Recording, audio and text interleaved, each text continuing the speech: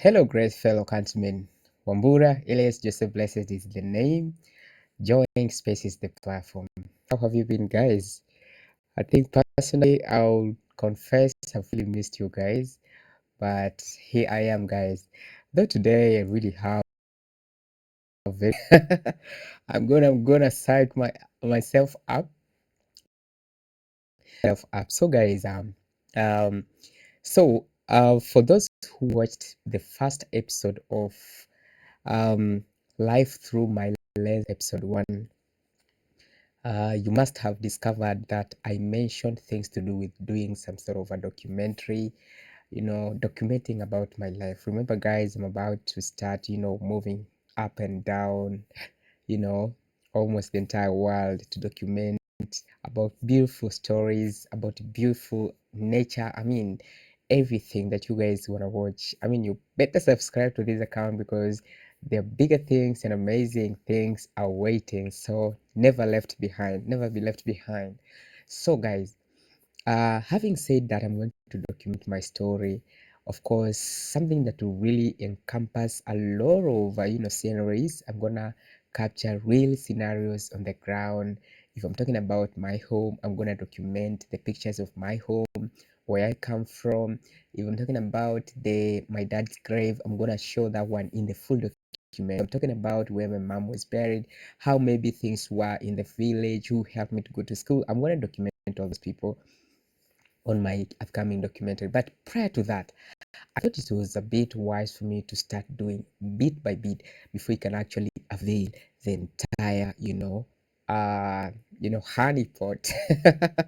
Yep. So, guys, I had done the story about how I lost my parents. If you have not watched, please make sure that you go to my previous video that I did live through my lens episode 1. I have not been able to name it like so, but you'll be able to see the thumbnail talking about I lost my parents. You're gonna follow through that. I guess by you going through what I did document previously, you're gonna relate now on this current story. Now, today I'm going to talk about how my mom really struggled to raise us when my dad left. Remember, guys, just to make a small recap, is um my dad died a really long time ago, and I can't even remember his face, so that means that was very long time ago. And therefore, the only person that I was left with in terms of taking care of myself when I was young, and also my younger sister, our last born in fact, was my mom. So what was my mom employed? What was she doing to earn a living to ensure that we survive in the city? Of course, by the way, there was some point we moved from other to town. How did we survive? uh how did we survive? Did my mom uh uh had some job that she used to do maybe for her income, business lady? What was she doing? But prior to that, the other day while going through some TikTok, I made some video that really got me, you know that really got my goosebumps up. And it was like, this story almost gonna resonate what I'm about to tell. But prior to saying anything, I want you to watch this story, and then we're gonna pick it up as we link up the story about how my mom raised us. Mama, chop knuckle. What is it? Take it. What can you see? What can you see? 50,000. Okay. For me? This is 50,000 naira for you. Oh my God.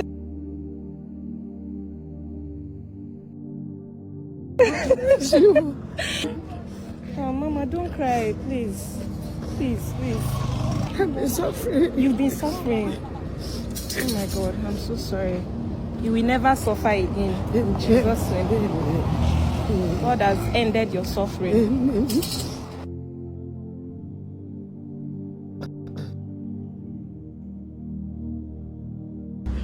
It's okay, Mama. God, It's okay. I've been going like this. One man is telling me to come here. Yeah. God, Thank you, Lord. Thank you, Lord. blessed Jesus, I worship you. Thank you, Lord. It's okay, Mama.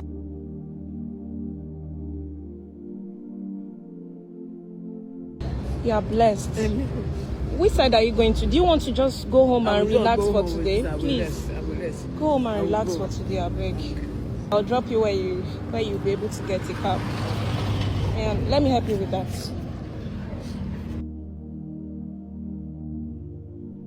Mama, are you okay?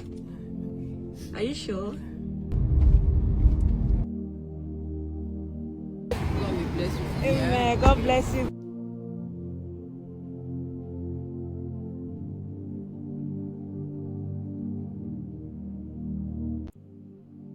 Mama, chop knuckle.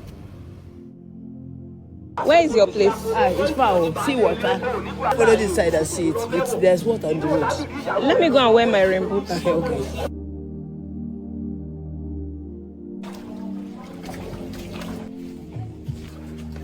We go. I won't be able to go. The water is deep. It's deep. Oh. The other place where we for passing now to climb up and the Paco is not strong. Then use the Paco to do bridge. Come now, let's go.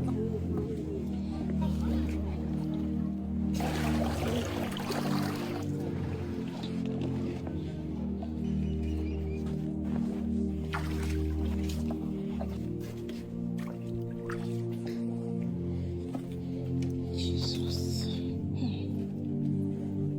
Okay.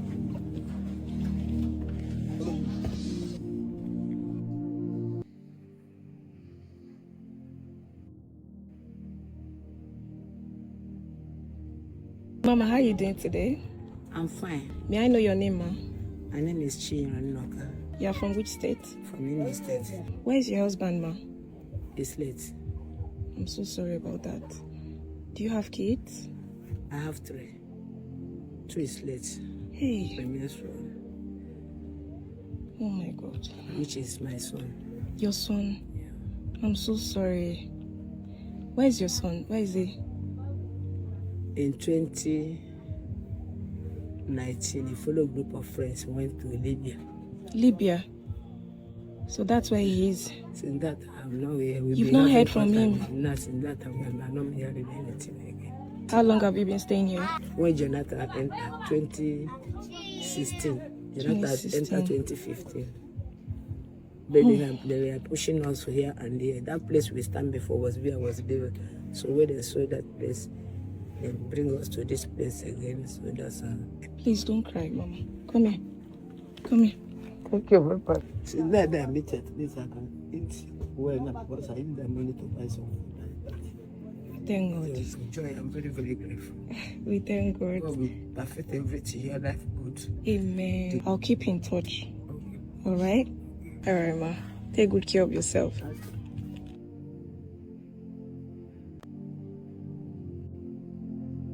Where is your place? Okay, guys, so those are two clips that shows there's one woman, walking the streets. She seems to be hawking something. I don't know whether that is mandazi or something, but seemingly something that's made out of dough. So she's on the street, maybe hawking, maybe to earn a living to go and keep kids, her kids back at home, or maybe to take care of a kid in school, maybe to pay rent, maybe to do anything essential for their life. Okay, so before I can proceed, this story was obtained from one Ondeku Joy, and I do not want to take credit. This is a story documented by a Nigerian lady called Ondeku Joy. Now, after this video, I wanted to know who is this Ondeku Joy. I realized that she's her profile says that she's an entrepreneur and then she's a philanthropist. I'm gonna display her page for you to be able maybe to know to go follow her, maybe support on what she's doing. Personally, I'm not paid to do this. I do not know the lady. Besides, I'm from Kenya and she's from Nigeria, so that big difference, miles of kilometers away, there's no way I could be maybe doing any business with her. Anyway, but that's not the case. So this is the page for Ondeku Joy.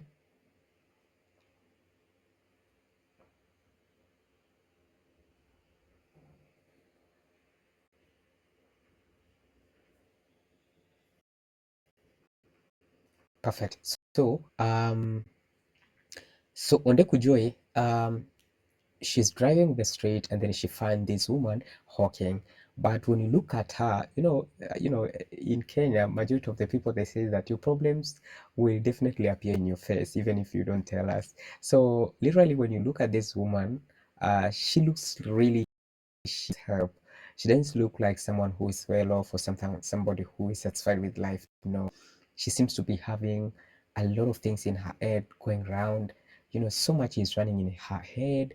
Even from the face, she shows that this is someone who's really struggling. So Ondeko Joy goes ahead. Okay, she has the best way of doing it. She comes with some piece of paper written, maybe the amount she wanna give you, and then when she does this, when you look at the amount, and then she goes ahead later, then produces the money, then gives you. I personally know the authenticity of this story because social media has really a lot of fake things going around, but I hope not so with Ondeku Joy. The story seems to be so serious because I did go through her page that she's been doing this for the longest time. I mean, she's done with many people. That this is something that was scripted. So Ondeko Joy goes ahead and produces 50,000 naira. I do not know how much is that in Kenyan shillings, but you guys gonna interact with Google or maybe engage with Google to know the exact amount in Kenyan shillings or rather in dollars. So she produces 50,000, then she gives to she gives to the mom. So the mom seems to be so much like she breaks down. She's so much happy. She's in disbelief, and then she feels like, wow, this is my day. And then on another instance, it happens that we see Ondeko Joy tracing her. I do not know, maybe probably she took her number and then they reconnected on the second day. And then this time around, Ondeko Joy want to go and see where the lady actually stays. So when they go there, and then the situation is how you saw it in the video, very dilapidated house, and even the route towards her residential place is so much like it's in the ghetto. Things are really so much tough. All of you can see what's happening. When they get to the house, there's no bed, people sleeping down, it's too much cold, there is water everywhere, you are able to see what's happening. I mean, this is the real situation in majority of the families in Africa. It's so sad that at some point our government, only projects only the beautiful part of our nation, but they do not project the real situation on the ground. Unfortunately, this is one of them. I think these cases are very many when you go to the ground. So this story got me thinking and got me like my heart really went down, and it reminded me when I was growing up, observing or rather seeing how my mom was struggling to raise us. Back to our story. After my dad died, my mom took the mantle, and she was the only who was raising us. Okay. So, guys, I know you'll ask me, do you have siblings? I've got so many people asking me whether I have siblings. Yes, I do have siblings. And by the way, the funny thing, I am the lineage of survival. Some of you will ask what I'm talking about. What I mean is, I'm told our family, we were born 8, but my sibling at an interval. So the firstborn survived, which still lives up to now, which actually recently, uh, okay, after even the demise of my mom, he's been acting as my guardian, called Mwita. I will mention him, called Mwita. So after my mom, they gave birth to 8 kids. The firstborn survived. The secondborn died. The same, a pattern happened, and we happened that we survived 4 of us, and 4 siblings, sorry, died. Guys,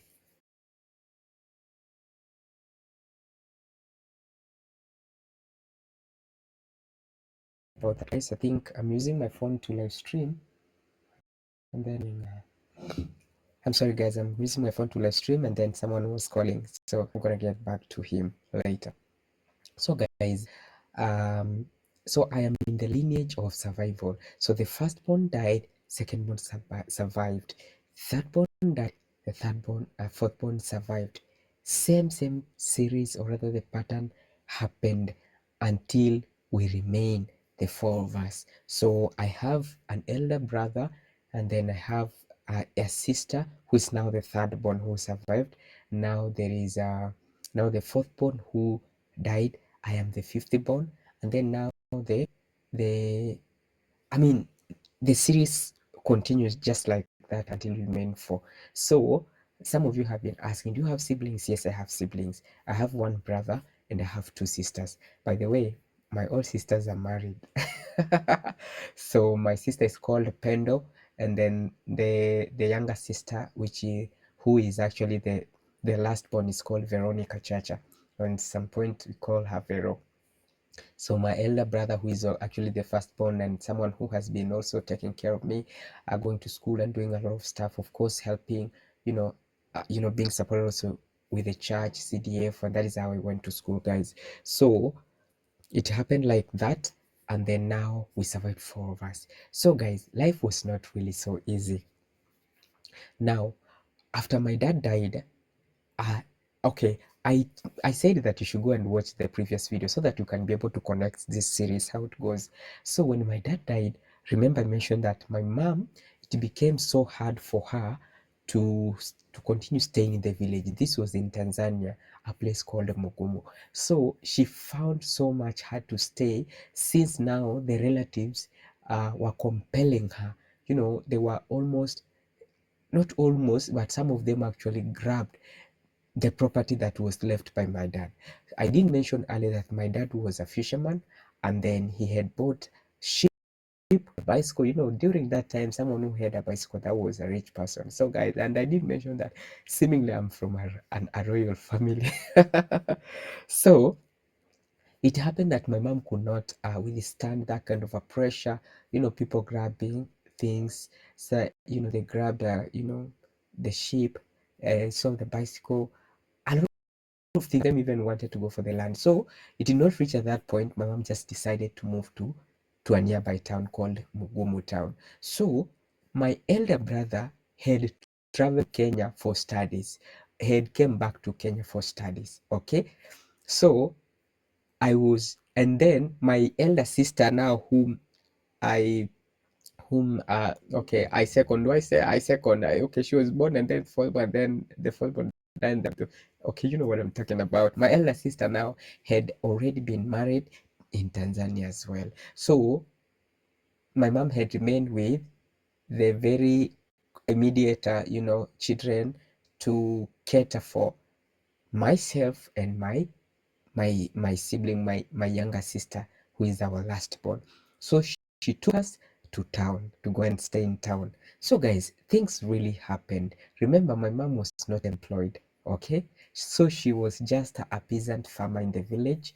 And of course, being the wife of a fisherman, we lived really nice. Not until now, when my dad died, things really turned so much, hard, that she became a full-time peasant, okay? So when my mom relocated to town, things really changed. Before she actually fall sick, um, my mom used to do a lot of things, there's a casual jobs to make sure that we survive. So guys, at some point, my mom fell sick. She fell sick to an extent that she could not wake up. It's like it was a chronic, a chronic stomach condition, that could not allow her, do or rather perform her normal. So it forced her to go for just a bed rest. So remember, I was as young as, I can't remember the age, but I was really so young. That time I was in class 3 in Tanzania, class 3 or 4, somewhere there. Okay, so that time, imagine now my mom is sick, my elder brother is in Kenya. She's not even aware, because where could I even get a mobile phone to call him to inform him that our mom is sick? We could not even communicate. So my mom, she's so sick, my dad is dead. There's no one to take care of my mom. So she could only sleep and wait for God to heal her. Okay, so that situation really forced me, as young as I am, to start trying casual jobs in the city, or rather in the town, to make sure that we survive. Prior to that, guys, before you can actually proceed, or rather tell you how it proceeded, I'm going to take a short break and then come as we proceed. So guys, this is how things going to unfold when we come back.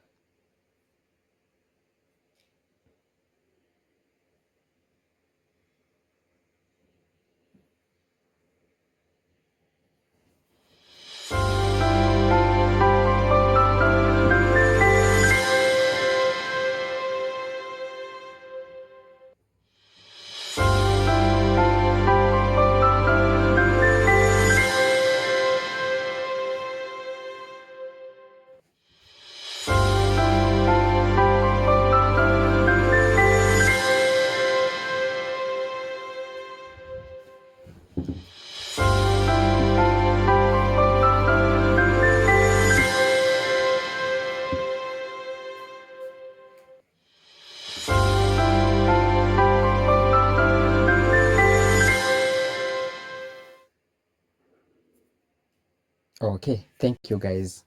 So, so my mom is so sick, she cannot perform the normal duties to earn a living. Uh, as young as I was now, I'm forced to go to the streets to make sure that I hustle, we get food. Of course, it is only food that you could need at that particular moment. That time we were living from hand to mouth. It was a matter of survival, guys. So I go to the street, and you guys could be wondering, as young as you are, what could you do in the street to get money? Now, this was the catch. So it happened that there was some Sukuma guys. Sukuma guy is a tribe in Tanzania, and mostly they are found in Geita. So there was this guy who had come to Mugumu town to do this business, the samosa business. So he could look for young, you know, for just young kids, and then to offer them hawking. Okay, the hawking job. So she cooked those samosas, and then she puts those samosas in a transparent bucket, a small bucket, of course, and then she gives you to walk around town to sell them, and then you get a commission in the evening, which was an equivalent of 25 shillings, 25 Kenyan shillings, an equivalent of 500 shillings. Sorry, guys, 500 shillings Tanzanian. So guys, I did that job. I used to go and work almost the entire day. When I sell two back, that means that uh, I'll be having 1,000 Tanzanian shillings, which is now an equivalent to around 45, 46, or up to 50 shillings, Kenyan shillings. So I did that job, and that is how we used to survive. To buy something small, sometimes some small sugar for us to cook some, strong tea, and then we drink, and then we sleep. Like, things were so bad. We got in machete, and my mom was so sick. Our last born was very young. You can imagine, guys. So at some point, that guy relocated to Geita, back to Geita. So was rendered jobless. I was rendered jobless. But now it happened that there is this rich man called Zakaria. If you are from Tanzania, you must relate on what I'm talking about. Peter Zakaria is one of the richest guys in Tanzania. I think he holds the transport industry for a bigger percentage, especially that time she was majorly operating from Sirare to Mugumu town to Mwanza to any other places. Currently, I do not know how his transport business is, because that was way long time ago. So it happened that I joined other street kids to sweep those buses whenever the buses arrives, and then after the people alight from those long distance traveling, and then we are given those jobs to clean the buses, sweep inside, and then we are being paid. That was around about 20 Kenyan shillings to sweep the entire bus. And imagine, guys, that was around 52-seater or there. Yeah. So you sweep that bus, and then you're being paid around 20 shillings, sometimes 30 Kenyan shillings, which is now an equivalent to around 500 to 600 Tanzania shillings by then, according to the then exchange rates. So guys, and this job was not like it was readily available. You were to position yourself for you to be able to be given that casual job as that that town kid. So I did that job. We used to do that job, but now it reached at a point my mom got back to her feet. So she got well, and then she could go at some point to do some casual job. And then we started surviving. She used to cook these I don't know how we call it in Africa, rather in Swahili we call it makande, which casually in Kenya I hear they call it githeri. So my mom used to cook that. She takes the githeri to primary schools. Things how they happen here in Africa, and of course here in Kenya in particular. I don't know, guys, the guys who went to group of schools, but those of us who went to public school, uh, there are those people who come to sell outside the school. So mom used to go and sell githeri, or rather makande, in those particular schools, or sometimes in market, for us to earn a living. Now, for those who could be watching me from somewhere else, maybe abroad, because there was a day I checked on my analytics and I realized there are 14% for watching me from the United States. Kudos. And that was 0.3% from the United Kingdom. So For those who do not understand what makande or rather githeri mean, githeri means is a Kenyan recipe or rather an African recipe whereby you take maize, sorry, then you cook. Okay, in simple, it's maize mixed with either French beans or just yellow beans cooked all together, and maybe at some point you can just add some ingredients to make it so sweet. So that was the food that my mom used to sell outside the school or at some point in the market. That was in Tanzania. So guys, it happened that guys, I'm not blowing my own trumpet, but I was smart in school, by the way. Despite that I went to public schools, I really used to do well. So it happened that I really got some favor. There was some madam teacher whom got really so much interested on how I used to study, and then to she wanted me to shadow her son so that I can also help her study. And we really did well during that time. So at some point I could get privileges, that mom gives us money. So I take that money, bring it back home so that we can use to buy food. At some point, should buy me uniform or shoes, and then things really turned so beautiful. But remember my brother was in Kenya, and it reached a point the kid that I wanted to go and see my brother. So remember we are in Gumu town. We have moved from the village called Merenga. So how could I go back? It was really so almost close to impossible. But I was a town kid, so I had some few coins. I I I I I paid some bus fare back to the village. So it happened that during that time there were relatives from Kenya who had come to visit. Actually, they had come for a wedding in Tanzania, now in Merenga village. And during that time, guys, bicycle was one of the it was one of the most prestigious property one could own. So those people had traveled all the way from Kenya to Tanzania with on bicycles. So I come back to the village, I connect with these people, and they take me to Kenya. So I reconnect with my brother. Guys, for those who are watching this for the first time, there is an episode that you need to watch to understand the entire story. Sometimes the dots could not be connecting, but go watch the previous episode that has a thumbnail called How I Lost My Parents. So I come back to Kenya and I joined school, guys. I school. So when I came back in Kenya, my mom was still in Tanzania. Okay, so news broke. Like my mom is gone, like she's dead. So my uncles, have uncles in Kenya and Tanzania. We had a land in Kenya and the other one in Tanzania. Let me now maybe at least connect the dots for you. So my uncles in Kenya, they travel alongside with my elder brother to go and see whether my mom is actually okay or whether she's actually dead, but only to find that she was still alive. It's only that she has gone, she has traveled from that Mugumu town to somewhere else, very, very, very far from Gumu town to another town. So people from the village, having lost touch, there was no mobile phone, and then they concluded that my mom was dead. So after my uncle went for that search, they realized that she was alive. They convinced her whether she can travel with them to Kenya. She did not, but she later joined us in Kenya. So when she came in Kenya, things were not as easy. So the uncle that went for her, he was taking care of us before we actually built our own home. Guys, I want you to connect the dots that we had a home in Tanzania. My dad died. My mom went to a town with us. My brother was in Kenya but did not have a home. We only had a land there. So my uncle had a home. So the first landing place was at my uncle's place. That is where we stayed for quite some time. Then the wife used to take care of us. Things were really so tough. I mean, economically, things were not okay. So that they are rich, only sacrifice there of us. So things happened like that, and then we happened to build our home. Of course, it was that grass thatched houses, and then we picked up our mom.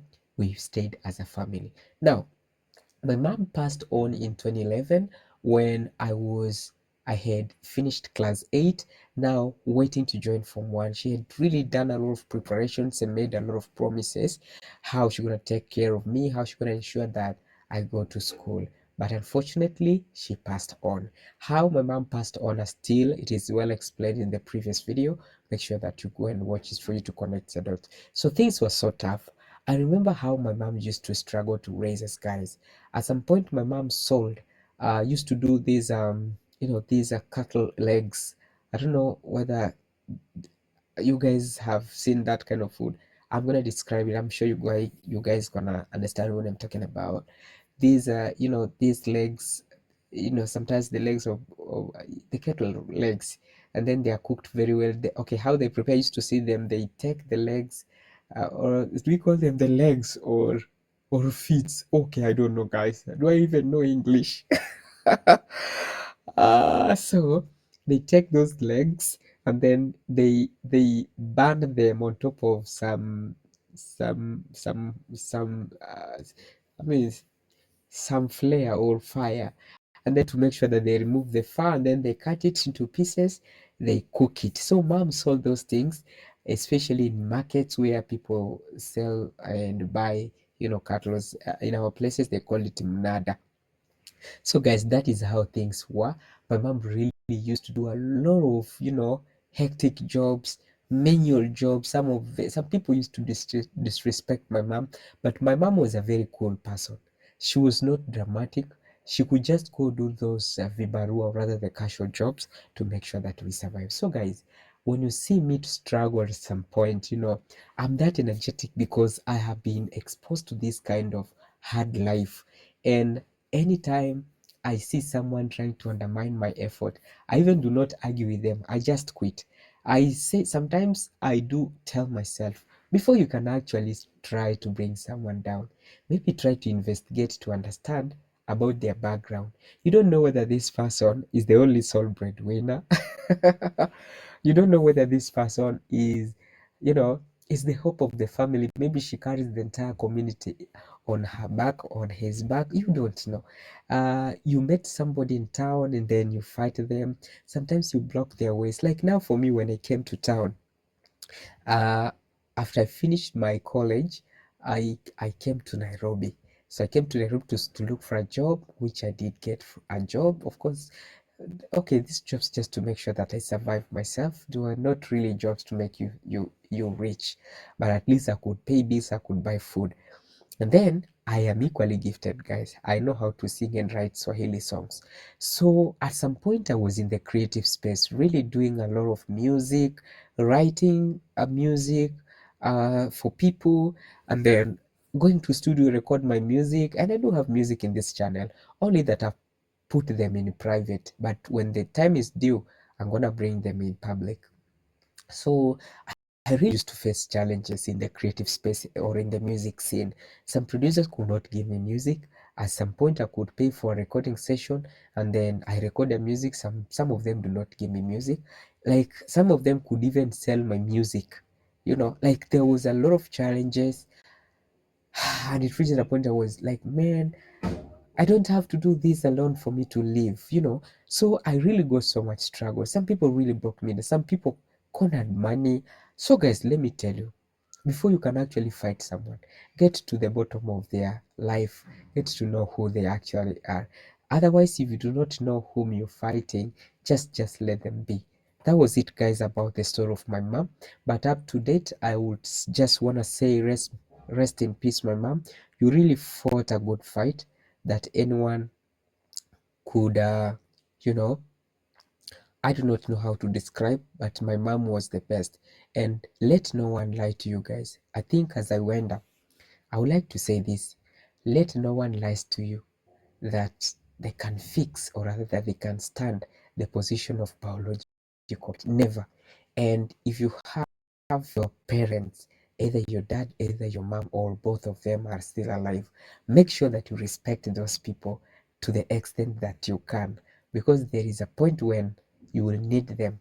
They will be nowhere to be found. Completely, you'll never be able to find them. So at some point, you'll get rich, or you might get a job, or maybe make money out of business, and you really aspire to give that 500 shillings, that 50 shillings to someone call your father, to someone call your mom.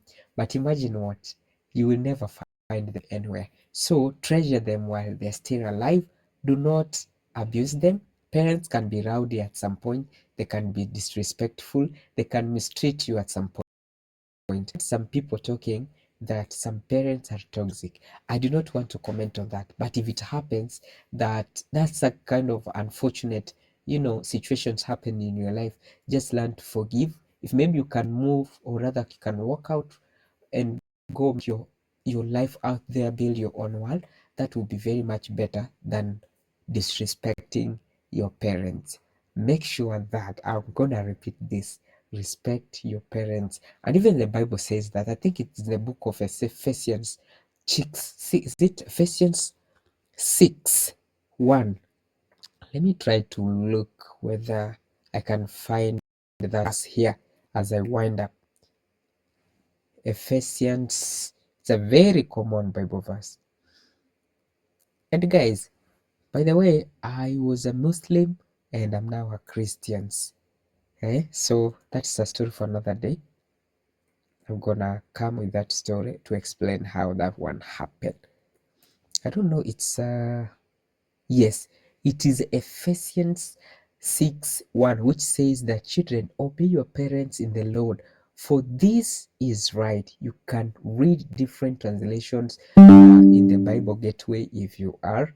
So this is the only Bible verse with a promise. With a promise and a command as well. They say it's a command. Children should listen to and follow their parents, and the reason for doing this is doing this aligns with God's will and is the right choice. And then the last, it is in the context in which this verse is written. This verse is part of the larger section of family life and relationship. Okay, it connects to command, honor, and father and mother. So guys, I'm gonna beg to stop at that point. It was pleasure having you here. Thank you for watching me. Make sure that you follow this page at Joy Ink Space. Have yourself a great one. See you in the next video. Bye bye.